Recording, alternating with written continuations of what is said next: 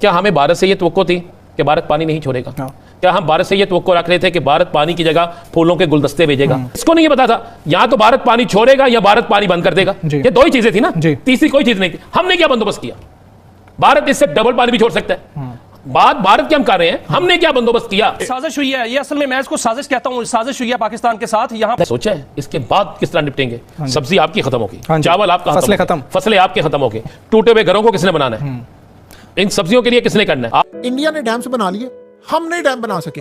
उनके मुल्क में इस तरह सैलाब नहीं आया जैसे यहां पर आया। उन्होंने गेट ओपन कर दिए और हमारे मुल्क में आप देख लें सैलाब की इस वक्त बरसात। हालिया सैलाबी सूरत हाल भारत की आबी जारहियत का नतीजा है। भारत अब वाकयातन जो आबी जारहियत है वो नहीं कर रहा, बल्कि पानी को हथियार के तौर पर इस्तेमाल कर रहे हैं। ये आप मनाजिर देख रहे हैं ना कि ये वो असल में सिनेरियो था जब इंडिया ने पानी छोड़ा पाकिस्तान में, तो उसने अमेरिका को भी पैगाम दिया है कि भाई देख लो, तुम्हारे तहादी को मैंने बर्बाद कर दिया, कुछ कर सकते हो? तुमने मुझे कहा जंग बंदी करनी है, तुमने मुझे धमकी दी जंग बंद हो गई, इसको रोक कर दिखाओ। है पाकिस्तान के पास कोई ऐसा पानी का सिलसिला मेरे मुल्क में जारी करे? उसे बदला लिया है। और मजे की बात यह कि उन्होंने ताकरी किया जी वो सैलाब आ रहे फलाना आ रहे। जाहिर सी बात है यहाँ पर तो डोनाल्ड ट्रंप भी बेबस है और पूरी दुनिया बेबस है। हम क्या कर सकते हैं? पानी वहां से आ गया है। देखें, अरबों डॉलर का नुकसान सैलाब पहुंचा रहा है। दूसरी तरफ जो सैलाब का पानी है वो नुकसान पहुंचाकर समंदर में चला जाता है। वो अरबों डॉलर का हमारा नुकसान है कि कहीं पानी स्टोर हो जाता, पानी डैम होते। इनको, इन जालिमों को, इन बेशर्मों को। जो पाकिस्तान में सैलाब की सूरत हाल पंजाब में है, इसका इंडिया जिम्मेदार है? जी देखिए, ये बहुत ही मैं I try to stay as a climate expert, but आप देखें कि जो इस वक्त बारिशें हुई हैं वो सिर्फ पाकिस्तान में ज़्यादा बारिशें कैपेसिटी से नहीं हुई बल्कि इंडिया में भी हुई हैं। और सिंतास मायदा के तहत उन्होंने हमें इन्फॉर्म किया था पानी खोलने से पहले। तो ये गवर्नमेंट की मुझे लगता है कि थोड़ी नेग्लिजेंस भी है कि आप जो है वो टैकल नहीं कर पा रहे हैं, तो आप जो है वो पड़ोसी मुल्क के ऊपर ज़्यादा डालने की कोशिश कर रहे हैं, क्योंकि इस दफा तो उन्होंने आपको इन्फॉर्म भी किया है। अगर इन्फॉर्म ना करते तो डेफिनेटली ये क्रिटिसिज्म। लेकिन एक चीज जो भी मैं एहसन इकबाल साहब के स्टेटमेंट का जिक्र कर रहा था, वो कह रहे हैं कि जी ये तो एक हथियार के तौर पर इंडिया इस्तेमाल कर रहा है, दानिस्ता तौर पर, ताकि पाकिस्तान में नुकसान। ये पानी की पहली सूरत हाल आपने देख ली है ना। अब आप सोचो अगला मरहला क्या करने जा रहे हैं। वो कह रहे हैं कि अब हम एक ऐसी चीज डेवलप कर रहे हैं कि अनकरीब यानी कुछ अरसे के बाद हम इस काबिल हो जाएंगे कि एक ही वक्त में 300 ब्रह्मोस मिसाइल दाग सके। देखिए, इंडिया ने पाकिस्तान पर मिसाइल मारे, जाहिर सी बात है बड़े खतरनाक थे, ड्रोन भी मारे। एक मिसाइल लगता है तो उसके कितनी तबाही होती है।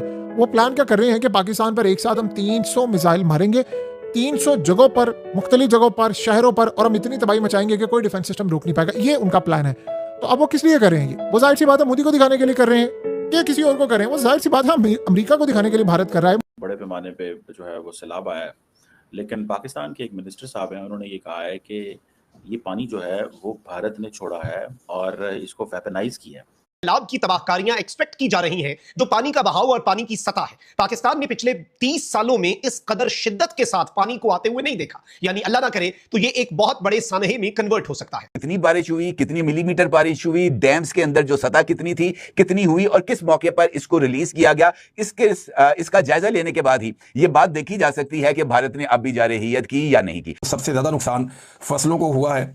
खड़ी फसलें बहुत बड़े पैमाने पर तबाह हुई हैं और ज़रूरी जो आलात है किसान के, उन्हें नुकसान हुआ। बड़े पैमाने पे जो है वो सैलाब आया है, लेकिन पाकिस्तान के एक मिनिस्टर साहब हैं, उन्होंने ये कहा है कि ये पानी जो है वो भारत ने छोड़ा है और इसको वेपनाइज किया है। आप क्या कहेंगी इसके ऊपर? ये एक ह्यूमन ट्रेजेडी है, लोगों का नुकसान हो रहा है, माल मवेशी जानवर घर जो हैं वो लोगों के जो है तबाह बर्बाद हो गए हैं। और इंडिया जो है उसने क्योंकि इंडस वाटर ट्रीटी का वो सारा मैकेनिज्म खत्म कर दिया है, तो वो समझ रहे हैं, पाकिस्तानी ये कह रहे हैं क्योंकि इंडस वाटर ट्रीटी का मैकेनिज्म खत्म कर दिया तो जो तरीकाकार होता था एक दूसरे को अपडेट करने का वो नहीं हुआ। सो लिहाजा उसकी वजह से पाकिस्तान का नुकसान हुआ। इंडिया को बहुत पहले हमें चीज़ें बतानी चाहिए थी कि चीज़ें कैसे डेवलप हो रही हैं। क्या कहेंगी मैडम आप इसके ऊपर? पाकिस्तानी मिनिस्टर का ये जो पॉइंट है कि इंडिया ने हमारे साथ जो है वो वाटर को वेपनाइज किया, do you think this is fair statement? नहीं सर, मुझे ऐसा नहीं लगता, इसलिए कि जहां तक मैंने देखा है तो इंडिया ने वार्न किया था, पाकिस्तान को अलर्ट जारी किया गया है। इंडियन हाई कमीशन की तरफ से फॉरेन ऑफिस में कांटेक्ट किया गया है, एक बार नहीं 2 बार, और ये एजाज सैयद की रिपोर्ट है और इसको जो है वो गवर्नमेंट ने भी माना है। उन्होंने अलर्ट जारी किया था, एक बार नहीं बल्कि 2 बार अलर्ट जारी किया गया है और बताया गया कि जी फ्लड आ सकता है, हमारी साइड पे जो है वो पानी ज्यादा है। और जाहिर है कि ये कोई पहली बार तो हुआ नहीं है कि उन्होंने पानी इस तरफ पाकिस्तान की तरफ रवाना किया। सर, ये तो पहले भी होता रहा है। अब अगर हम डैम नहीं बनाएंगे, हम अपने लिए कोई पाबंदी या कोई चीज ऐसी नहीं करेंगे जिसकी वजह से हम उस पानी को इस्तेमाल करके काबिल बना सकें या स्टोर कर सकें। आजकल टेंशन बढ़ी हुई है, वैसे तो टेंशन हर वक्त ही रहती है हमें भारत के साथ, तो इसलिए हर चीज सर हम उनके साथ डालने की कोशिश कर रहे हैं। अपनी नाकामी या अपनी कोताही जो है वो उसकी तरफ नहीं देखा जा रहा। नहीं मैडम, वो तो ठीक है, लेकिन एक है कि इंडस वाटर ट्रीटी का मैकेनिज्म, एक है हाई कमिश्नर लेवल पे बात करना। तो हाई कमिश्नर लेवल पे बात करना एक और है, एक्सपर्ट्स का अगर राब्ता होता पहले तो आपको नहीं लगता आज तबाही कम होती? इंडस वाटर कमिश्नर्स बैठे होते, वो पूरे का पूरा स्टाफ होता, वो पूरा चीज़ों को रीड कर रहे होते, हमारे लोग वहाँ होते हैं, उनके लोग यहाँ होते हैं, तो मतलब आज हम बहुत कुछ बचा सकते थे मैडम, अगर अगर जाहिर बात है जो हाई कमिश्नर हैं यहाँ पे, उन्होंने जो बताया है वो तो बताना ही था, क्योंकि पानी तो निकल के आ रहा था, पानी ने कहीं को बांग्लादेश की तरफ तो नहीं चल पड़ना था ना, पता तो चल जाना था। तो वो जाहिर बात है, लेकिन वो अगर मैकेनिज्म मौजूद होता, जिसको इंडिया कहता है कि we held in abeyance the Indus water treaty, तो चीजें आज बेहतर होती।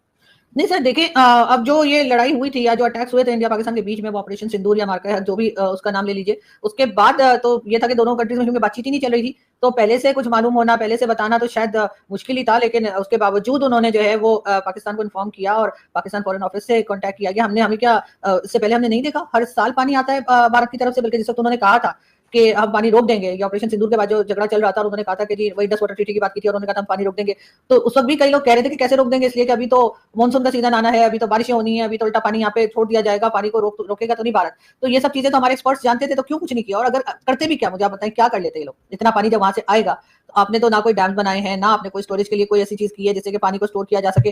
तो अगर वो आपको 2 महीने पहले भी बता देते, फॉर एग्जाम्पल, वैसे तो आई डोंट थिंक 2 महीने पहले बताया जा सकता है, लेकिन अगर वो आपको बहुत टाइम पहले भी बता देते, तब भी आप क्या करते? आपके पास तो कुछ नहीं है, आपने तो कभी इस तरफ काम ही नहीं किया। इमरान खान ने भी जो है वो डैम के नाम पर फंड तो जमा किया था, और उसके बाद वो साकिब निसार साहब कनाडा वनाडा घूम रहे थे और कोई डैम नहीं बना, और कहा जी बस लोगों को मोटिवेट करने के लिए था, वरना टेलीथॉन की गई और क्या क्या हुआ, लेकिन डैम तो नहीं बने। तो अगर वो कुछ टाइम और पहले बता देते, आपके एक्सपर्ट्स क्या कर लेते?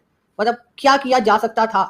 कुछ भी नहीं हो सकता था। और ये तो सभी देख रहे हैं कि किस तरह से बारिशें हो रही हैं और क्या कुछ है, लेकिन ये इल्जाम बजाय इसके कि आप अपनी गलती को माने कि आप लोगों ने कोई तैयारी नहीं थी, आप यहाँ कोई डैम है और ना ही आगे बनते हुए दिखाई दे रहे हैं, इसलिए कि वो कालाबाग डैम पे भी इशू बना रहता है, बाकी डैम्स का भी ऐसे ही है, तो वहां से तो पानी हर साल आता है, तो उस पर भारत के ऊपर क्या इल्जाम लगाना? पाकिस्तानी मीडिया का कहना है कि पानी को वेपन की तरह इस्तेमाल कर रहा है भारत, जब मर्जी होता है छोड़ देता है, जब मर्जी होता है बंद कर देता है। भाई साहब, अभी तो ये शुरुआत है, आने वाले टाइम में आपको इससे भयावह स्थिति देखने को मिलेगी। अभी तो ये बाढ़ वाला टाइम था, अभी सूखा वाला टाइम आने दो, उस टाइम तो आपके पास पानी बूंद बूंद तक तरसे नहीं तो फिर बात क्या। क्योंकि जब ये इंडस वाटर ट्रीटी जब इंडिया ने रद्द किया, तो शायद अप्रैल के बाद का बात है, मई में या अप्रैल के बाद का बात है, हाँ 22 अप्रैल के बाद का बात है। लेकिन अगले साल जब आपका मार्च से शुरू होगा या फरवरी से शुरू होगा सूखे का दिन, उसके बाद आप एक बूंद पानी के लिए तरसोगे, उस टाइम भी आप इंडिया पे ही बोलोगे।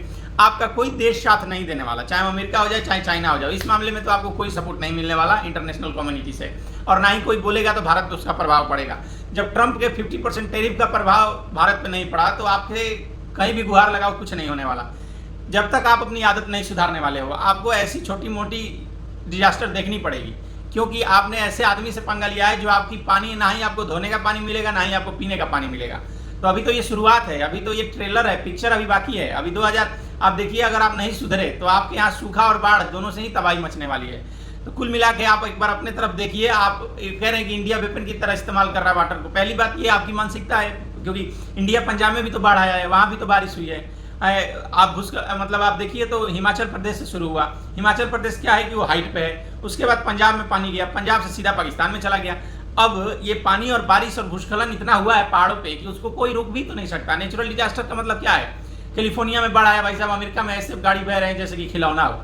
तो बाढ़ के आगे कोई भी कंट्री बेबस है। हाँ, इसका रोका जा सकता है, आपके पास डैम हो तो इसको कंट्रोल किया जा सकता है, लेकिन एकदम सोचो कि इसका प्रभाव जीरो पड़े तो ये असंभव है, क्योंकि नेचुरल डिजास्टर इसीलिए आते हैं भाई साहब। जिस तरह एक गाड़ी को रिफ्रेशिंग करने के लिए सर्विस देना पड़ता है, वैसे ही बाढ़ नहीं आए तो वाटर लेवल पतालोक में चला जाएगा, और होता भी है। इतना पानी आने के बाद भी वाटर लेवल दिन प्रतिदिन गिरता जा रहा है, तो सोचिए हम लोग कितना प्रकृति के साथ अन्याय और पानी को चूस रहे हैं धरती से। और मतलब प्रकृति तो बेबस और लाचार हो गई है मानव के आगे, मानव जितना अत्याचार कर रहा है। बात रही पाकिस्तान की, तो पाकिस्तान धरती पे बोझ है, सबको पता है।